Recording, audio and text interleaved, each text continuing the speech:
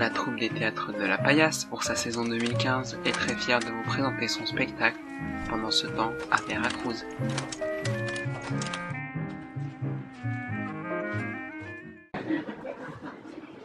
L'illettrisme, c'est de cela dont nous allons parler dans l'émission. Pardon? C'est de cela que nous allons parler. Utiliser à la fois de cela et dont est une faute de syntaxe par redondance, malheureusement trop souvent répandue dans les médias. Vous avez raison, d'habitude je me rappelle toujours de cette règle. Vous vous souvenez, hein, on se rappelle quelque chose, on se souvient de quelque chose. Non, ça aussi je le savais. Hein. Non, vous avez raison, c'est de ma faute. Non, c'est ma faute. Non, c'est la mienne. Non. La construction exacte et c'est ma faute. Et non pas c'est de ma faute. D'où l'intérêt pour une journaliste d'avoir une linguiste à ses côtés afin de pallier à ses défaillances. Pallier ses défaillances, verbe transitif direct. Ah, si les pauvres professeurs m'entendaient.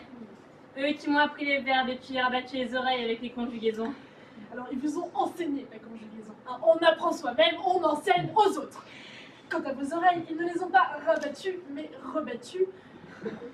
À moins, évidemment, que vous n'ayez hérité d'un bonnet d'âne. Merci. Merci. Grâce à vous, nous débutons cette émission dans le vif du sujet. Nous commençons cette émission. On commence quelque chose alors que l'on débute dans la vie ou dans le métier. Alors, très bien, merci. Merci donc. Donc, pour débuter, pour commencer, je vais vous citer afin de réduire la marge d'erreur au maximum. Vos erreurs, vous pouvez les réduire au minimum ou les augmenter au maximum. Donc, pour commencer, je vais vous citer afin de réduire la marge d'erreur au maximum. Vous avez écrit, je cite, « Dans une étude récente en Seine-Saint-Denis, on a demandé à des collégiens ce que représentait pour eux la lecture. Bon, plusieurs ont fait cette réponse surprenante. La lecture, c'est pour les PD. »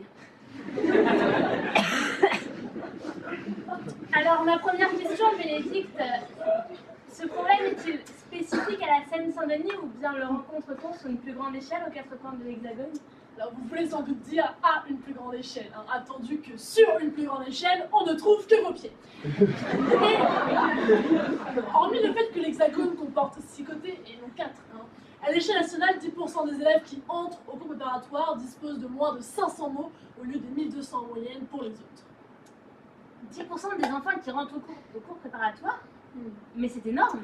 10% des enfants qui rentrent, hein, qui entrent. En effet, quand ils rentrent, c'est énorme, ça veut dire qu'ils redoublent. Cet handicap les conduit à l'exclusion, la révolte et souvent même à la violence. Mais alors, Bénédicte, que peut-on faire vis-à-vis de ces enfants et de leur violence? Alors, bien se protéger, hein, surtout le visage, car vis-à-vis signifie face à face ou tête à tête.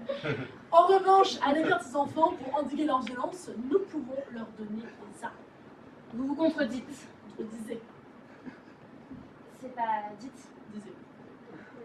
Si vous le dites. Quand je parle d'armes, hein, je parle bien évidemment de mots. Stop à l'insécurité linguistique dont l'école est responsable. Attendez, l'école... je ne suis pas d'accord. Ah, et les nouveaux modes de communication. Oui, vous savez, chat, SMS, courriel. Vous n'êtes pas sans ignorer au jour d'aujourd'hui. Vous n'êtes pas sans savoir. Hein. Si vous n'êtes pas sans ignorer, c'est que vous ne savez rien du tout. De plus, lui désignant le jour aujourd'hui est depuis longtemps un pléonasme. Au jour d'aujourd'hui, un double pléonasme utilisé seulement par les triples pouces. Comme par exemple? Et comme par exemple est aussi une formule pléonastique. Hein, on doit dire comme ou par exemple. Ah. Et si je vous dis, cet invité me pète les couilles par exemple, c'est français? C'est populaire, mais c'est français, oui. J'ai conseillé au ministre ministre de l'Éducation nationale d'imposer des leçons de mots dès le cours préparatoire en s'appuyant sur des cahiers de mots obligatoires pour chaque élève. Oui, bon, donc autant dire aux mamans qui ont un enfant à l'école, ce qu'il faut acheter à chacun, c'est un espèce de lexique. Chacun ses thunes, hein. Évidemment, à chacun ses thunes, on n'est pas obligé de l'acheter. Non. C'est une espèce de lexique. Hein. Espèce et féminin. Mais cela ne coûtera rien, ce sera un cahier que l'enfant remplira avec son instituteur et montrera à ses parents chaque soir. Ah, et surtout ne pas oublier chaque matin de le ramener à l'école. De l'apporter. Alors on amène les personnes, on apporte quelque chose. C'est ce que je disais, ne pas oublier chaque matin de ramener son enfant à l'école.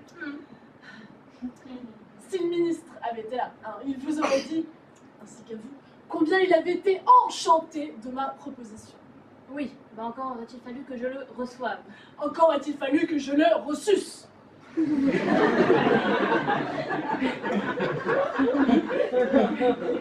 Alors là, excusez-moi Bénédicte, mais je ne savais pas que vous étiez si intime. Corrigez votre imparfait du subjonctif. Pardon.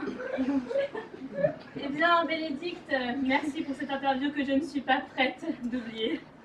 Écoutez, merci de m'avoir reçu en direct, c'est comme ça qu'on dit? Oh oui, mais vous auriez aussi pu recevoir mon direct. Entendu, je note. Ça sera bien la fin de notre émission. En venir aux mots pour ne pas en venir aux mains.